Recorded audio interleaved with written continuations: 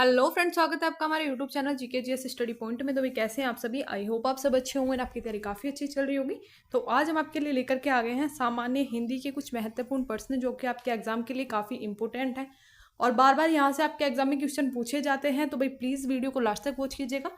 एकदम exam oriented question ही आज की क्लास में रखे गए हैं। तो भाई प्लीज़ आप एक एक क्वेश्चन को नोट डाउन भी करते चलिएगा साथ में, ठीक है। कॉन्सेप्ट के साथ हम एक एक चीज़ को डिस्कस करेंगे और वीडियो अच्छी लगे तो वीडियो को लाइक एंड शेयर जरूर से कर दीजिएगा। एंड चैनल पर नए हैं तो इसी तरीके की मोस्ट इंपोर्टेंट क्लासेस के लिए हमारे चैनल को सब्सक्राइब करके बेल आइकन को जरूर से प्रेस कर लीजिएगा, क्योंकि हम डेली क्लासेस में इसमें जीके जीएस के इंपॉर्टेंट क्वेश्चंस को डेली कवर करते हैं जो कि एनसीईआरटी बेस्ड क्वेश्चन रहते हैं आपके। तो देख लेते हैं आज का फर्स्ट क्वेश्चन। एक से अधिक वर्णों के मेल को क्या कहते हैं? तो भी बात करें एक से अधिक वर्णों के मेल को क्या कहा जाता है, तो ऑप्शन नंबर राइट हो जाएगा आपका बी, ठीक है। व्यंजन कहा जाता है एक से अधिक वर्णों के मेल को। बात करें व्यंजन टोटल कितने होते हैं, तो भाई व्यंजन होते हैं टोटल 33, ठीक है। और अगर बात करें व्यंजन किसके मेल से बने होते हैं, तो व्यंजन बने होते हैं स्वर के मेल से, ठीक है। स्वर का मेल होता है हर व्यंजन में, कोई भी व्यंजन बिना स्वर की सहायता के पूरा नहीं हो सकता, ठीक है। तो ये बने होते हैं इसलिए वर्णों के मेल से, ठीक है, व्यंजन। और जिनकी संख्या भी आप ये नोट डाउन कर लीजिएगा 33। बात करें स्वर की संख्या, तो स्वर की संख्या हो जाएगी 11, ठीक है। बढ़ते हैं नेक्स्ट क्वेश्चन की ओर। निम्नलिखित में से अंत्यस्थ व्यंजन कौन से हैं? तो भाई बात करें अंत्यस्थ व्यंजन कौन सा है, तो ऑप्शन नंबर आपका राइट हो जाएगा बी, ठीक है। वो जो है यह क्या है, एक अंत्यस्थ व्यंजन है। बात करें अंत्यस्थ व्यंजन कितने होते हैं, तो भाई अंत्यस्थ व्यंजन होते हैं कुल 4। और अगर बात करें कौन कौन से, तो य, र, ल और व, ठीक है। ये चारों क्या होते हैं, अंत्यस्थ व्यंजन होते हैं। भाई नोट डाउन कर लीजिएगा, देखिए एक एक क्वेश्चन को, क्योंकि ये क्वेश्चन मोस्ट इंपोर्टेंट है और बार बार रिपीट होते हैं आपके एग्जाम में, ठीक है। तो बढ़ते हैं नेक्स्ट क्वेश्चन की ओर। जिस समास में पूर्व पद गौण तथा उत्तर पद प्रधान हो उसे क्या कहा जाता है? तो भाई उसे कौन सा समास कहा जाता है जिसमें पूर्व पद गौण होता है और उत्तर पद प्रधान होता है? तो भाई बात करें द्वंद्व समास की, तो द्वंद्व समास में जो दो पद होते हैं तो दोनों ही पद क्या होते हैं, प्रधान होते हैं, ठीक है। ये नोट डाउन कर लीजिएगा, दोनों पद प्रधान, ठीक है, दोनों पद प्रधान होते हैं। बात करें हम बहुव्रीहि समास की, तो बहुव्रीहि समास में क्या होता है, बहुव्रीहि समास में कोई अन्य तीसरा पद प्रधान होता है या फिर कोई नहीं, आप ऐसा बोल सकते हैं, ठीक है। उसका अर्थ जो होता है वह कोई अन्य होता है, ठीक है। किसी तीसरे पर्सन के लिए उसमें क्या किया जाता है, कोई तीसरा पर्सन प्रधान होता है, ठीक है। तो ये भी आप नोट डाउन कर लीजिएगा। और अगर बात करें द्विगु समास की, तो भाई द्विगु समास जो होता है इसमें जो प्रथम पद होता है वह कैसा होता है, संख्यावाची होता है, ठीक है। तो इससे आप समास की पहचान कर सकते हैं, ये नोट डाउन कर लीजिएगा, ठीक है, संख्यावाची होता है। और अगर बात करें पूर्व पद होगा जो गौण और उत्तर पद जिसमें प्रधान होगा तो वह हो जाएगा तत्पुरुष समास, ठीक है। ऑप्शन नंबर डी आपका राइट आंसर हो जाएगा, ठीक है। और अगर हम बात करें समास कितने प्रकार के होते हैं, ठीक है, ये क्वेश्चन आप देख लीजिएगा। समास होते हैं कुल 6 प्रकार के, ठीक है। और अगर हम बात करें समास की, आपसे डेफिनेशन पूछ ली जाती है, कई बार दे दिया जाता है आपको। तो समास शब्दों के मेल से बनता है, ठीक है। किससे बनता है, समास बनता है शब्दों के मेल से, ठीक है। तो ये नोट डाउन कर लीजिएगा। बढ़ते हैं नेक्स्ट क्वेश्चन की ओर। निम्नलिखित में से कौन ऊष्म व्यंजन है? तो भाई ऊष्म व्यंजन की बात करें तो ऊष्म व्यंजन हो जाएगा ह, ऑप्शन ए आपका राइट हो जाएगा, ठीक है। ह जो होता है यह एक ऊष्म व्यंजन है। और ऊष्म व्यंजन कितने होते हैं, तो ऊष्म व्यंजन भी 4 होते हैं। अगर बात करें कौन कौन से, तो भाई ये हो जाएंगे 4 आपके श, ठीक है, श, श और ह। ये 4 जो होते हैं ये क्या होते हैं, चारों ही ऊष्म व्यंजन कहलाते हैं। तो भाई नोट डाउन आप कर लीजिएगा इनको सभी को, ठीक है। ये हो जाएगा आपका शलजम वाला श, ये हो जाएगा आपका सपेरे वाला षटकोण और ह, ये होते हैं ऊष्म व्यंजन। ये बार बार आपके एग्जाम में रिपीट होते हैं, ठीक है। बढ़ते हैं नेक्स्ट क्वेश्चन की ओर।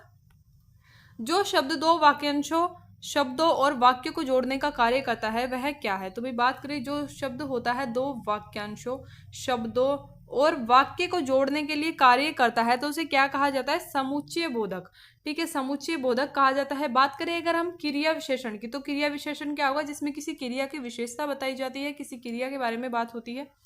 बात करें संबंध बोधक की, तो संबंध बोधक में क्या किसी चीज से संबंध दर्शाया जाता है। और विस्मयादि बोधक क्या होता है, एक आश्चर्यजनक चीज जो या आश्चर्यजनक वस्तु जो कि देखी जाती है या फिर जिसके बारे में बताया जाता है, ठीक है, तो वो हो जाएगा आपका विस्मयादि बोधक। संबंध बोधक आप देख लीजिएगा, ठीक है, संबंध जिसमें किसी का दर्शाया जाता है। बात करें क्रिया विशेषण की, तो किसी क्रिया की विशेषता या कोई क्रिया होती है तो उसे कहा जाता है क्रिया विशेषण। और बात करें समुच्चय बोधक की, तो समुच्चय बोधक क्या होता है, यह दो शब्दों, वाक्यांशों, शब्दों और वाक्य को जोड़ने का कार्य करता है, ठीक है, समुच्चय बोधक कहलाता है। तो ऑप्शन डी आपका राइट हो जाएगा, नोट डाउन करते चलिएगा, ठीक है। बढ़ते हैं नेक्स्ट क्वेश्चन की ओर। अंगुली का तद्भव रूप है, तो भाई बात करें अंगुली का तद्भव रूप कौन सा है, तो अंगुली का तद्भव रूप हो जाएगा आपका उंगली, ठीक है, ऑप्शन सी राइट हो जाएगा। नेक्स्ट क्वेश्चन देख लेते हैं। समास कहते हैं, तो भाई समास किसे कहते हैं, तो समास कहा जाता है शब्दों के मेल को, ठीक है, इस टाइप से आपसे पूछ लिया जाता है कि समास किसे कहते हैं, समास क्या है, तो शब्दों के मेल को समास कहा जाता है। ऑप्शन ए आपका राइट हो जाएगा, ठीक है। बढ़ते हैं नेक्स्ट क्वेश्चन की ओर। क्रिया विशेषण एक भेद है, तो भाई क्रिया विशेषण किसका भेद है, तो बात करें क्रिया विशेषण भेद है अव्यय का, ठीक है, ऑप्शन ए आपका राइट आंसर हो जाएगा। क्रिया विशेषण जो भेद है अव्यय का एक भेद है। बढ़ते हैं नेक्स्ट क्वेश्चन की ओर। गणेश का पर्यायवाची शब्द क्या है, तो भाई बात करें गणेश के पर्यायवाची शब्द की, तो गणेश का पर्यायवाची शब्द हो जाएगा एक दंत, ठीक है, ऑप्शन नंबर सी आपका राइट आंसर हो जाएगा। एक दंत गणेश का पर्यायवाची हो जाएगा, नोट डाउन करते चलिएगा। बढ़ते हैं नेक्स्ट क्वेश्चन की ओर। इहलोक का विपरीतार्थक शब्द क्या है, तो भाई बात करें इहलोक का विपरीतार्थक शब्द जो है तो वह क्या हो जाएगा, इहलोक का हो जाएगा आपका परलोक, ठीक है, ऑप्शन डी हो जाएगा। इहलोक का जो विपरीत शब्द है परलोक हो जाएगा, आप नोट डाउन कर लीजिएगा। बढ़ते हैं नेक्स्ट क्वेश्चन की ओर। ये देखिए कि एक लोकोक्ति ली गई है यहाँ पे इंपोर्टेंट, जो कि आपके एग्जाम में काफी बार पूछी गई है। आए थे हरि भजन को ओटन लगे कपास, ठीक है, आए थे हरि भजन को और ओटन लगे कपास, तो लोकोक्ति का सही अर्थ क्या है, तो भाई बात करें सही आंसर हो जाएगा इसका वांछित कार्य को छोड़कर अन्य कार्य में लग जाना, ठीक है, ऑप्शन बी आपका राइट आंसर हो जाएगा कि आए तो थे हरि भजन को और ओटन लगे कपास, तो यानी कि वांछित कार्य को छोड़कर किसी अन्य कार्य में लग जाना, ठीक है, तो ऑप्शन बी राइट हो जाएगा, आप नोट डाउन कर लीजिएगा। बढ़ते हैं नेक्स्ट क्वेश्चन की ओर। निम्नलिखित में से कौन कमल का पर्यायवाची नहीं है, तो भाई कमल का पर्यायवाची यहाँ पर कौन नहीं है, ये आपसे पूछा गया है, ये आप जरूर से देख लीजिएगा ध्यान से, ठीक है, नहीं पूछा गया है। तो बात करें कमल का पर्यायवाची जो नहीं है तो हो जाएगा आपका जलद, ठीक है, ऑप्शन सी आपका राइट आंसर हो जाएगा, ठीक है, जलद जो है यह कमल का पर्यायवाची नहीं है। बढ़ते हैं नेक्स्ट क्वेश्चन की ओर। जो अव्यय वाक्य में किसी शब्द के बाद लगाकर उसे विशेष बल प्रदान करते हैं उन्हें क्या कहते हैं, तो भाई बात करें जो अव्यय वाक्य में किसी शब्द के बाद में लगाकर उसे विशेष बल प्रदान करते हैं तो उसे क्या कहा जाता है, उसे कहा जाता है निपात, ठीक है, ऑप्शन नंबर बी आपका राइट हो जाएगा। निपात कहा जाता है जो अव्यय होते हैं और वाक्य के अंत में लग करके किसी शब्द को विशेष बल प्रदान करते हैं, ठीक है। बढ़ते हैं नेक्स्ट क्वेश्चन की ओर। हिंदी वर्णमाला में ऊष्म व्यंजन कौन से हैं, तो भाई अभी हमने इस बात को डिस्कस भी किया है कि हिंदी वर्णमाला में जो ऊष्म व्यंजन होते हैं तो वो कितने होते हैं, कुल 4 होते हैं, और कौन कौन से होते हैं, तो ऑप्शन ए राइट हो जाएगा, श, श, स और ह, ठीक है, ये 4 जो होते हैं क्या होते हैं, ऊष्म व्यंजन कहलाते हैं। बढ़ते हैं नेक्स्ट क्वेश्चन की ओर। जो व्याकरण जानता है एक शब्द के क्रम में सही विकल्प चुनिए, तो भाई जो व्याकरण जानता है, ठीक है, जो व्याकरण की जानकारी रखता है ऐसे व्यक्ति को क्या कहा जाता है, तो भाई ऐसे व्यक्ति को कहा जाता है व्याकरण, ठीक है, ऑप्शन सी आपका राइट आंसर हो जाएगा। व्याकरण कहा जाता है ऐसे व्यक्ति को जो कि व्याकरण की जानकारी रखता है, ठीक है। बढ़ते हैं नेक्स्ट क्वेश्चन की ओर। कृदंत प्रत्यय किन 2 शब्दों के साथ जुड़ते हैं, तो भाई बात करें कृदंत प्रत्यय जो होते हैं यह किन के साथ जुड़ते हैं, तो यह जोड़े जाते हैं क्रिया के साथ, ठीक है, ऑप्शन सी आपका राइट हो जाएगा। क्रिया के साथ जोड़े जाते हैं कृदंत प्रत्यय। तो बात करें प्रत्यय कितने प्रकार के होते हैं, तो भाई प्रत्यय कुल 2 प्रकार के होते हैं, ठीक है, नोट डाउन कर लीजिएगा। एक हो जाएगा आपका कृदंत प्रत्यय और एक हो जाएगा आपका कृदंत प्रत्यय, और अगर दूसरे की बात करें तो हो जाएगा आपका तद्धित प्रत्यय, ठीक है, तद्धित प्रत्यय, जो कि क्या होते हैं 2 प्रकार आपके हो गए, तो आप नोट डाउन कर लीजिएगा। बढ़ते हैं नेक्स्ट क्वेश्चन की ओर। जो युद्ध में स्थिर रहता है उसे कहते हैं। तो भाई जो युद्ध में स्थिर रहता है तो उसके लिए एक शब्द का यूज किया जाता है युधिष्ठिर। ठीक है, जो युद्ध में स्थिर रहता है तो उसके लिए प्रयोग किया जाता है युधिष्ठिर का। ऑप्शन बी राइट हो जाएगा। बढ़ते हैं नेक्स्ट क्वेश्चन की ओर। कमल के समान नयन में समास है। तो भाई इसमें देखिए क्या किया गया है, कमल के समान नयन यानी कि नैनों की जो तुलना की गई है कमल के साथ की गई। ठीक है, उसकी विशेषता यहाँ पे बताई गई है कि जिसके भी नयन है तो किसके समान है, कमल के समान है। ठीक है, तो इसमें आपका राइट आंसर हो जाएगा क्या, आपको बताना है क्या आपका राइट आंसर हो जाएगा। तो भाई कर्मधारय समास इसमें राइट आंसर हो जाएगा। ठीक है, ऑप्शन डी आपका यहाँ पे राइट आंसर हो जाएगा। ठीक है, बढ़ते हैं नेक्स्ट क्वेश्चन की ओर। आंखों में गड़ना मुहावरे का क्या अर्थ है। बात करें आंखों में गड़ना मुहावरे का जो अर्थ है तो क्या हो जाएगा, मन में खटकना। ठीक है, कोई भी व्यक्ति होता है तो किसी की ऐसा होता है कि किसी की आंखों में गड़ता है, वह कोई कार्य अच्छे से कर लेता है कोई भी व्यक्ति, तो दूसरा व्यक्ति जो उससे ईर्ष्या करने लगता है तो उसकी क्या होता है कि इसने ये अच्छा कार्य कर लिया, तो वह इंसान जो होता है जो अच्छा कार्य कर लेता है या फिर वो अपना कुछ भी कार्य में सफल हो जाता है तो वह सबकी आंखों में गड़ने लगता है, यानी कि मन में खटकने लगता है कि हाँ इसने ये कार्य क्यों कर लिया, मतलब वह सहन नहीं कर पाते हैं उस चीज को और उनके मन में खटकने लगती है वो चीज। ठीक है, तो भाई प्लीज आप नोट डाउन कर लीजिएगा। आप इस टाइप से रिलेट कर करके अगर आप चीजों को पढ़ेंगे, मतलब को समझ के इस चीजों को पढ़ेंगे तो आप ज्यादा रिलेट कर पाएंगे और आप एग्जाम में अपने ऑप्शंस जो आपको दिए रहते हैं ना उनको डिफाइन कर पाएंगे अगर आप किसी भी चीज के अर्थ को समझ करके चलेंगे। ठीक है, तो आपको मतलब को समझना चीजों के जरूरी है इन टाइप के। ठीक है, तभी आप ऑप्शन को डिफाइन कर पाते हैं, नहीं तो ऑप्शंस काफी सारे सेम दिए रहते हैं जिनमें कि हम काफी बार फंस जाते हैं। तो भाई एक एक क्वेश्चन को आप मीनिंगफुल करके पढ़िएगा। ठीक है, तो देख लेते हैं नेक्स्ट क्वेश्चन। उन्मूलन का विलोम शब्द क्या है। तो भाई बात करें उन्मूलन, तो उन्मूलन का जो अर्थ होता है वह क्या होता है, उन्मूलन का अर्थ होता है एक टाइप से डिस्ट्रॉय कर देना, किसी भी चीज को पूरी तरीके से खत्म कर देना, फिनिश कर देना। ठीक है, और अगर बात करें इसके विलोम शब्द की तो विलोम शब्द क्या हो जाएगा, रोपण, यानी कि किसी चीज का बीज बोना या किसी चीज के लिए क्या करना, किसी चीज को मतलब शुरुआत करना, उसका रोपण करना। ठीक है, और अगर बात करें उन्मूलन की तो भाई किसी चीज को खत्म कर देना पूरी तरीके से। ठीक है, तो बढ़ते हैं नेक्स्ट क्वेश्चन की ओर। शुद्ध वर्तनी वाले शब्द का चयन कीजिए। तो भाई बात करें शुद्ध वर्तनी वाला शब्द यहाँ पे कौन सा हो जाएगा, तो ऑप्शन नंबर आपका राइट हो जाएगा ए। ठीक है, जो होता है आपका ऑप्शन नंबर ए अंत्याक्षरी, यह एक शुद्ध वर्तनी वाला शब्द है। बात करें हम पूजनीय की तो भाई पूजनीय किस तरीके से लिखा जाता है, पूजनीय लिखा जाता है, पूज्यनीय। अगर हम बात करें तदो उपरांत तो कभी भी तदो ओ उपरांत नहीं लिखा जाता, वह लिखा जाता है तदु उपरांत। ठीक है, तदु वहां पे लिखा जाता है तदु उपरांत। ठीक है, और अगर बात करें कवि ईत्री तो कवि यीत्री नहीं लिखा जाता है, कव ईत्री आपका लिखा जाता है। ठीक है, कव ईत्री इस टाइप से लिखा जाता है, तो भाई प्लीज नोट डाउन कर लीजिएगा आप। ठीक है, ऑप्शन ए राइट हो जाएगा। बढ़ते हैं नेक्स्ट क्वेश्चन की ओर। बंदर का तत्सम रूप है। तो भी बात करिए बंदर का तत्सम रूप क्या हो जाएगा, तो बंदर का जो तत्सम रूप है ऑप्शन बी हो जाएगा वानर। ठीक है, बंदर का तत्सम रूप हो जाएगा वानर। बढ़ते हैं नेक्स्ट क्वेश्चन की ओर। बैठे से बेगार भली कहावत का क्या अर्थ है। तो भाई बैठे से बेगार भली कहावत का अर्थ क्या है, तो बैठे से बेगार भली जो कहावत है इसका अर्थ हो जाएगा निरर्थक से कम लाभ वाला काम अच्छा है, यानी कि घर बैठे से बेगार भली दूसरों का ही काम कर लें। ठीक है, तो अर्थ इसका क्या हो जाएगा कि निरर्थक से कम लाभ वाला काम कर ले। अगर घर में हम निरर्थक बैठे हैं तो उससे अच्छा हम कोई कम लाभ वाला काम ही कर लें। ठीक है, जिससे कि आपको एक्सपीरियंस होगा, काम करने की आपको आदत हो जाएगी। तो ठीक है, क्या हो जाएगा आपका निरर्थक से कम लाभ वाला काम अच्छा, तो ऑप्शन सी राइट हो जाएगा।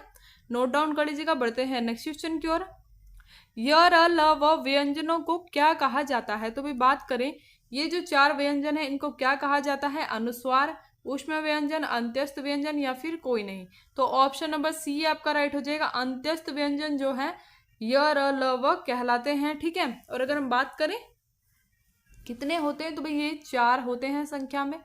ठीक है, तो नोट डाउन कर लीजिएगा, आपको काफी बार पूछे जाते हैं। और ऊष्म व्यंजन को हम पहले डिस्कस कर चुके हैं, श श श ह जो कि चार होते हैं संख्या में। ठीक है, बढ़ते हैं नेक्स्ट क्वेश्चन की ओर। करपट का तद्भव रूप कौन सा है। तो भाई बात करें करपट का जो तद्भव रूप है तो ऑप्शन डी हो जाएगा कपड़ा। ठीक है, कपड़े को क्या कहा जाता है, करपट कहा जाता है। करपट का करपट क्या हो जाएगा, कपड़े का तत्सम रूप हो जाएगा। ठीक है, बढ़ते हैं नेक्स्ट क्वेश्चन की ओर।